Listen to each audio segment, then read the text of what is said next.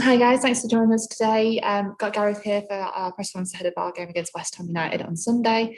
A 2 p.m. embargo on everything within this, please. And we'll start with the broadcast section. If you'd like to raise your hands, then we'll move on to the written. I'll be uploaded to the media portal afterwards. So Dom, do you want to kick us off? Yeah, thanks, Emma. How's it going, Gareth? You okay? Hi, Dom. Yeah, good. Thanks. You? Yeah, very well. Thank you. Good. Just wanted to start off with the unfortunate news that we got this week, obviously about Chloe Kelly's, the extent of her injury. How is she and how are the squad feeling after that news? Yeah, it was obviously a blow. I think we feared the worst when we saw the amount of pain that Chloe was in. And, I've had that injury myself and I know what it feels like. So I think it's obviously a real disappointing kind of end to Chloe's season after making such a massive impact for us. I think she's consistently been one of the best players in the WSL this season, and I think even going into that game, her goals per game ratio had really, was big in the last 3 or 4 games. She's having a big impact for us. So she's been fairly positive, to be fair. I mean, we've rallied around and gave her the support, and I think she's due to have surgery fairly imminently, so that's great. And she's fairly level-headed from that respect, and she knows that unfortunately this can be common in the game of football, and injuries and certainly ACL. So I think it's a good opportunity for her now to get really strong, to come back really fit and healthy. And we'll have to manage in between, obviously, but yeah, I think the girls have been really good around her, and she's after obviously initial disappointment, she's taken it with a real positive now. As you mentioned there, Gareth, you've had similar injuries in your career. What advice have you maybe given to her? Just to use it as an opportunity, really. I think, there's players will always say that if they've been out for an injury, whether it's a few months or even a few weeks, maybe not so much, but I think it's an opportunity to get really strong and fit and healthy. Because sometimes when you're playing, 3 games in a week, you don't get opportunity to work out in the gym. And I think, all of these things that we do from a sports science perspective and medically, and also from our gym programs, it's an opportunity to get really strong, to get really kind of healthy. And I think we saw that with Lauren Hemp when she had a hamstring injury. It was a real good opportunity for Lauren to maybe identify a few other areas of weakness that she could improve on. So I think that's been the main message. And just looking at yourself, Gareth, coming to the end of your first WSL season with the club, I just wanted to ask a little bit about maybe what you've learned in this first campaign with City. How long have you got? Plenty of time.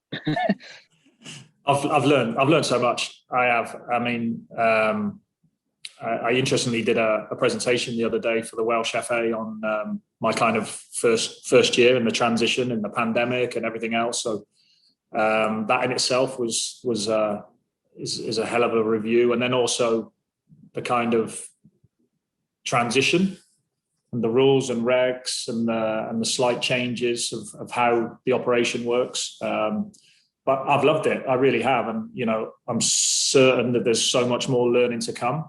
But I've enjoyed every minute of it, and I'm kind of really proud of what we've achieved so far. And I think it's not in our hands on Sunday, but the fact that we've taken it to the final game, I think is a real kind of positive. And we're going into this game Sunday really ready to give it our very best, to get the result we need and see what happens. And that's all we've done all season, really. We've taken game by game, focused on that particular game, not looked too far down the line. So yeah, I think there's been a hell of a lot of learning. Too much to probably mention, but I've thoroughly enjoyed it so far. Absolutely, and I guess Manchester City as a football club are a club that know about leaving title races till even the last second. When you think of some of the success that the men's team have had, are those sorts of stories that things you can show your players and to maybe inspire them going into Sunday? Well, yeah, I mean, of course. I mean, some league campaigns are kind of over and done with pretty soon, a month before the season finishes. I think the excitement and the changes that have happened in the WSL over the last season or two, and the changes that are coming in, obviously next season with the heightened exposure and the rights have changed. I think, what an end to the season this is. And, we're really excited about it. We kind of want to strike the first blow on Sunday. We want to score first in that game. And I think all of a sudden then the outlook changes and, we're talking about pressure, we're talking about emotions. And, I was fortunate enough to be in the stadium when Aguero scored in the first league campaign, the first Premier League title that the first team men's won. And it was a real kind of ebb and flow of a game. It really was. And I'm sure that's what's going to happen on Sunday. That's what we're hoping for. But again, we just need to control the controllables and do our bit. Nice one, Gareth. Thank you. Good luck and speak. Thanks, Dom. Thanks, Dom. Matt Foster from Sky Sports, please. Hi there, Gareth. How are you doing? You well? Hi, Matt.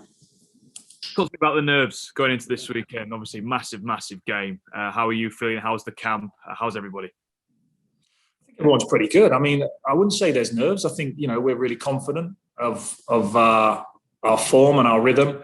And I'll be honest, we felt similar in the Chelsea game as well, as much as that was probably the biggest game and that was the real kind of title clincher. I think the mood in the camp has been one of feeling normal, feeling relaxed. And again, I think that sometimes when you start to worry about what's happening elsewhere, worry about the next game, I think you can kind of lose track. And we've always tried to keep a focus on what we can affect, what we can determine. And, for us, it's the training sessions. And then when we get to the games, and we're trained tomorrow, travel down to Dagenham and get ready for Sunday's game, And I think West Ham are a team that even when we played them at the turn of the year, that they came out and engaged and pressed against us. And they obviously look like they're safe in their league standings. So, we just need to go and execute our game plan like we've done in all the other games. And so we're pretty confident. You've got obviously Chelsea playing at the exact same time. It's a final day like no other. Will you be keeping tabs on the Chelsea game, or are you quite keen to keep focused on your game first? It'll always be our game. Once you start to get into that mindset or certainly into that way of turning your attention elsewhere, then that's when the rug can be pulled from beneath you. So, regardless, I think, we'll look at the season as a whole at the end of 90 minutes on Sunday. Like I said, it'll be with pride, whether we're champions or whether we come as runners up. I think the fact that we've taken this title race to the final game of the season is a pat on the back for us. We obviously want to win. We want to be successful. And the perspective will come afterwards, so we'll see. Just a final question from me. You could go this entire season only losing one game and still not claiming the WSL title. What does that kind of say about the competitive nature of this league, how difficult it is to win the league? I think it's really good in some respects. Like you say, we've had a couple of draws and a one defeat. And I think every manager who would have sat in this position from most clubs who have been battling it out to win the league at the end of the season will always say the same things. And then the other side of it, I think where it could be slightly improved is with more teams. Now, I know that's easier said than done, but then I think it allows for, not that you want to be inconsistent, but I think, sometimes, like you say, you can lose one game in a season and that's the title race gone. And I'll certainly be looking at that at the end of the season, those moments where, well, if we'd have taken a win here instead of a draw or whatever. So I think it's great from that respect. I mean, I think it makes your job really difficult as a coach battling out at the top of the league to know that really you can drop maximum of 3 to 6 points in a season. Thanks, Gareth. Appreciate it. All the best this weekend. Thank you. Thanks, Matt. Emma Sanders, please. Hey, Gareth. Is it raining on you or something? Or No, the lights have gone off in the room and I thought Emma was dancing for a minute, just trying to get them back on. No, we're good now. Good. I think you massively underplayed as well, you being at that Man City game with the Aguero. There was definitely arms flailing everywhere, wasn't there? In the front of you in the crowd. I've been crunching the numbers in terms of potential outcomes on Sunday. Part of the excitement, I guess, but obviously goal difference, goals scored, it could potentially come into play. So have you kind of got that in the back of your mind that, you know, you essentially need to go out and kind of win, but also win big just in case? Yeah, well, I think we need to win first off, and then we need to win by 3 goals minimum. So, we're more than capable of doing that. That's what we're kind of looking to achieve. Outside of that, things will either go for us elsewhere or they won't. So I think once, as I previously mentioned, if we start to look at other situations, then we need to just take care of our end, which we've done so, I think, really well this season, majority of the time. So yeah, outside of that, we'll just concentrate on what we need to do. Yeah, and just to sort of divert attention, I guess, away from the team at the moment, but Jill Scott has obviously gone out on loan to Everton. That was obviously until the end of the season originally agreed, and she's done a really good job there. So I know Willie Kirk wants to keep her there. What discussions have you had with Jill? Is it likely that she'll be staying at Everton, or is she due to come back to City? Outside of normal kind of discussions with Jill, catching up, text messages, seeing how things are going, congratulating her when she's scored a goal and had a decent result. Nothing around next season. So of course these guys are going to be hopefully really busy in the summer with the Olympics, but at some point we need to sit and obviously have conversations with many players around next season. And probably one of the findings that I'm coming to grips with in the women's game is the contracts are fairly short. So you're always kind of having to, especially if you're like we are in a situation where you're going for the league, where you want to be waiting until the end of the season to have these conversations. I thought last summer when I took the job was a busy summer, but I think this one will be as well. Yeah, and you mentioned some of the players there that you'll have to work to sort of keep, and ones that you'll have discussions with. Can you tell us about the American players? Do we know what their futures are going to be? Well, at the moment, they're similar. We need to have further discussions with them. Like I say, it's when you're working on short contracts, you have to understand that you're going to have more of these conversations, and then it's obviously picking the right moment to do so. So yeah, there's going to be quite a bit of discussion had once the games are out of the way. And I think, when I say games, I don't just mean Sunday's game. I think we need to make sure that we look after the return leg, if you like, against West Ham in the FA Cup on May the 16th.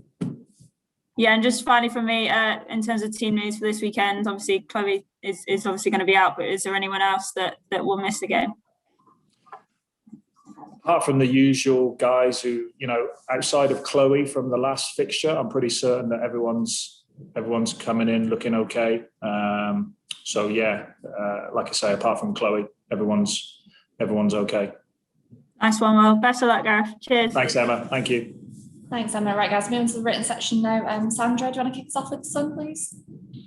Hi, Gareth. How are you doing? You all right? Hi, Sandra. You okay? I'm fine, thanks. Just want to start off with, obviously, there's going to be a minute's applause for Julie Chipchase at all WSL games. I just wanted to get your thoughts on that and on her impact on the women's game. Yeah, of course. I mean, I'm new to this, and I was aware of Julie. I was unfortunately never got to meet her, but I was aware of kind of like the huge impact she's had on the women's game. And it's obviously a very sad moment, and we want to show our appreciation for everything she did in the game. So I think it's only right this happens on Sunday. But like I say, it was just unfortunate that I never got to meet her. Thanks for that, Gareth. And just looking at some of the younger players you've had coming through this season, progressing, like Esme Morgan, scoring her first goal as a senior Man City player, and she mentioned last week dedicating that to her great aunt. I mean, just what are your thoughts on Esme's progress and the progress of your other younger players coming through? Yeah, I mean, I think it's, young players, especially at a club like Manchester City, we always have our eye on them. We want to have that pathway for players to be able to come through, especially the players that are good enough and to be able to step up like Esme has. And I've really enjoyed working with her. When I took the job in last summer, she'd just been out on loan at Everton. I think there was talk of potentially her going back out on loan again this season, but it was a player that I really wanted to have a look at first. And once I started working with her in pre-season, I thought this is a really talented player. And I think, we we've needed her at times. We've needed her for her flexibility to play across the back line. I thought she really came of age in 2 really difficult games against Barcelona. One where she wasn't so successful, but in the return leg, she completely outmarked one of the best wingers in the world in Hansen. So I think she's made great strides, and I still think there's a lot more to come from Esme. But she's really highly regarded by us here at the club. That's great to hear. And just in terms of youth and youth development, obviously, what are your hopes for the academy for next season with Jane obviously taking charge? I mean, do you have any particular goals that you're setting together in terms of, milestones for the academy? I think they're always important to look at. Trying to quantify kind of what success looks like is always quite difficult. But I think at this moment, spending quite a lot of time with Jane, she's someone I knew personally from previous, and just trying to help her and support her as much as we can. I think she'll probably tell you at the moment that her head's about to explode with kind of understanding all of the people, the facility, because I think it is obviously quite a big thing to step into here.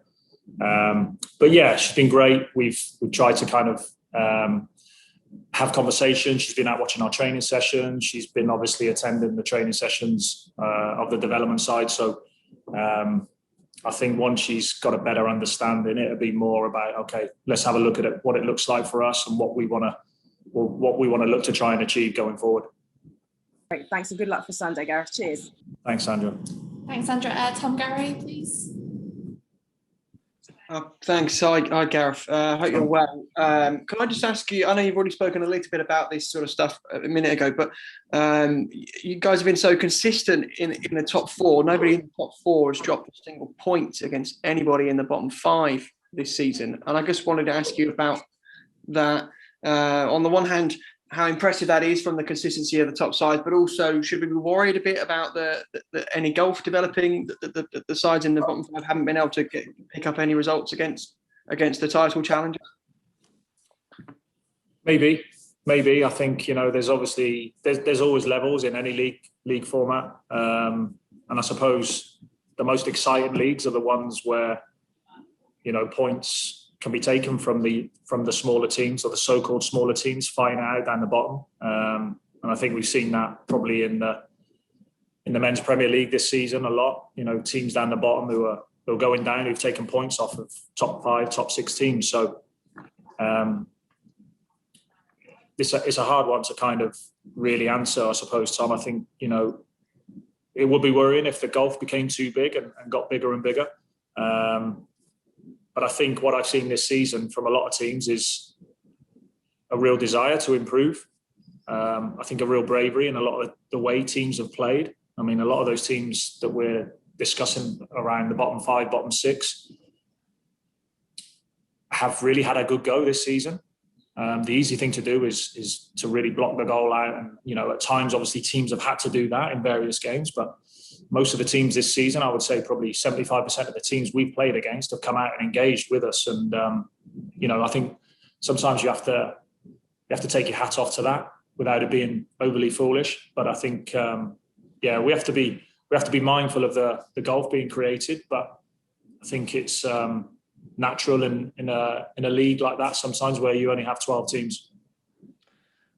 Okay, thank you. And just to follow up with one very quick one from what you said to Emma earlier on about American players. I know the American press have written quite extensively this week about Sam Mewis potentially going back to North Carolina Courage. And I appreciate you said earlier that you've still got to have conversations. But can you just clarify in terms of the rules? Would Sam if she was to go back to play in the NWSL this summer, could she be eligible to play for City again next season, or would going back make her ineligible to return to City for the pre-season? I think most of these players, when they do leave the NWSL, they usually sign a deal where the club can keep their rights. So I think when they do to return to America, there's a natural kind of, well, this is where you're going to return to, and we dictate where you're going to go. So I don't think we could have any kind of control within that. But yeah, I mean, again, there's going to be a lot of speculation about various players between now and the end of the season, like there already has been. Just for us, we'd rather just be able to speak to the players at the right moment and make sure that everything's covered and we make sure we know where people are next season. But like I say, there's going to be a lot of conversations around that, Tom. Okay, well, thanks for that anyway, and wish you all the best on Sunday. Thank you. Thank you, Tom. Thanks, Tom. Finally, Dan Pentland, please. Afternoon, Gareth. Hope you're well. Hi, Dan. I just wanted to get your thoughts really on the job that Ollie Harder's done at West Ham, because I know, when they played you in the reverse fixture, they were relatively solid, but, you wondered where the points would come from, really. I know they seem to have really tightened up at the back since that game. And to be safe, going into the last day, you maybe wouldn't have imagined it back then. So, what's your thoughts on Ollie's job? Yeah, I mean, so difficult to come in during a season. I think that's really tough. And with the usual things around, obviously, the COVID restrictions and the pandemic, even more difficult. So, I think he's done a really good job in settling the club, settling the league position. Because like you say, it was kind of a mini league that was going on down the bottom there for who was gonna drop out. And never easy, those situations. I think especially someone who's coming at it from a different angle. And like you say, I mean, even in the game, I think it was one of his first couple of games when we played each other. And even though we were successful in that game with scoring goals and breaking through, they still came out and engaged us and pressed and made it difficult. And we don't expect it to be any different on Sunday, even though that they're safe and we're the team that are going for it. Knowing his personality a little bit, I think that they're going to want to try and be successful and finish off the season properly, and rightly so. And obviously, picking up on Tom's point about the lack of points taken by the teams at the bottom, given how solid West Ham have been, for the last month or so, are they kind of the biggest kind of banana skin, I suppose, for you to have on the last day in terms of one of those teams down the bottom of the league? Yeah, maybe. I think there's always banana skins, and I think no matter how easy a game looks on paper beforehand for any team, I think it's people probably don't truly understand and realise the amount of work and the amount of effort and the amount of planning that goes into being successful in those games, and obviously there's an element of luck to it as well, because I think you can come up against these teams and come away without scoring or even sometimes conceding, and that can be a real big blow. And so I think, addressing kind of the game plan, making sure that we approach it in the right manner, respecting the opponents like we always do, knowing their strengths and their weaknesses and areas that we can exploit, I think is always really important. So, it's not an easy game on Sunday, certainly not an easy game. We're not expecting the pitch to be in great condition, I would imagine, at this time of the year, which is natural. So we need to make sure that we're ready for that. And like I said previously, do our bit, because we've done it all season. I think, certainly since the turn of the new year, where we've been there constantly knocking on the door, and we've got this one final push now. And, everybody's really working hard to make sure we're there and we do our bit, and then we'll see what happens. And then just finally, I think the youngster Anna Phillips is signed to go to America, on a scholarship. Obviously, I think she was involved on the fringes really when you were short on numbers around January time. What's your thoughts on her, and how far can she kind of go in her career? Yeah, Anna's a really good girl, and I think she came and spent some time with us in the new year. And I think when we're talking previously about the development squad and pathways, this is obviously a kind of decent pathway for our young players, especially to get the opportunity to go and play in America and continue with their further education. It's kind of an attractive proposition, and I think that we've seen it happening quite a bit. So I think it's something that will obviously continue and gives these girls, really a top experience. That's brilliant. Thanks, Gareth, and best of luck for Sunday. Thank you. Cheers. Thank you, Dan. Thanks, Dan. Glenn, it's a very quick one. We'll have to wrap it up soon, if that's all right. It is just one question. Well, it's a quick question, but the answer may be longer. Have you found, given this is your first year in this, the pressure and the sort of expectation, everything around it, to be much as you expected, or as we get to the last week of the season, to be more than you anticipated in terms of the actual the workload and the increased scrutiny in the women's game there is these days? I feel a lot more relaxed now than I did in the first couple of months of being in the job. And that kind of feeling that I had within the first couple of months probably was myself putting pressure on myself. And I just wanted to be 6 months down the line. I knew that in 6 months down the line, there'd be more familiarity. I would have more time under my belt. I would get to know the players a little bit better. I just think that most things that happen, or most things that where you tend to get success is with time. And I just feel that I feel so much more relaxed now. That's not to say, obviously, there's still pressures that come with the job, and pressure to do well and pressure to be at the top. Really excited about the next couple of seasons. But yeah, I feel so much more comfortable without being too comfortable, if that makes sense. But I feel a lot more comfortable than I did probably in the first couple of months. Yeah. Okay, thanks. That makes sense. The first 6 months are always the hardest in many respects. And it's showing the way the team sort of gelled as it's gone on, I guess. Of course, yeah, exactly. Yeah, it's time again. Thanks for your time, guys. Good luck. Thanks, Glenn. Thank you. Thanks, Glenn. Thanks, everybody. Just a reminder of the 2 p.m. embargo and everything within this, and I'll upload to the media part in the next 5-10 minutes. But thanks very much for your time, guys. Cheers, guys.